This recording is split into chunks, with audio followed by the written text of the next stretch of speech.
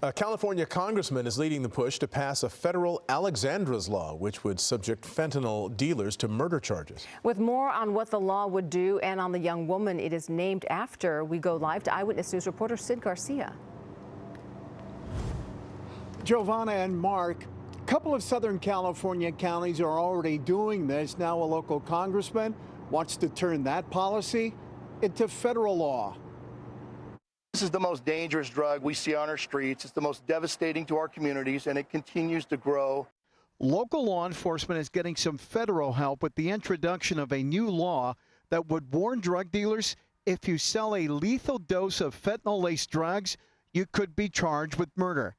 Congressman Darrell Issa introduced the legislation. We're simply saying that we've got to give the tools to the district attorneys, to the U.S. attorneys, to our federal and state law enforcement, give them the tools to convince people to stop selling the drug when they're informed that they, in fact, could be charged with murder if someone dies. The law is named after Matt Capilouto's daughter, Alexandra. 4 years ago this Christmas, his daughter died from ingesting fentanyl. While no parent condones their child buying painkiller drugs illegally, the greater crime lies with the individual who profited from my daughter's life by selling her a counterfeit oxycodone pill made with a lethal dose of fentanyl. Riverside and Orange County are already going after drug dealers who sell lethal doses of narcotics laced with fentanyl and charging them with murder.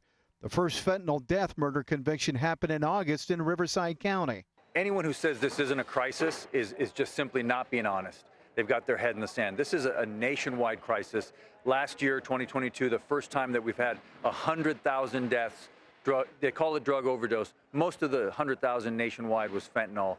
It needs to happen. This is something that needs to happen only because on the local level, they're just not paying enough attention to this deadly epidemic.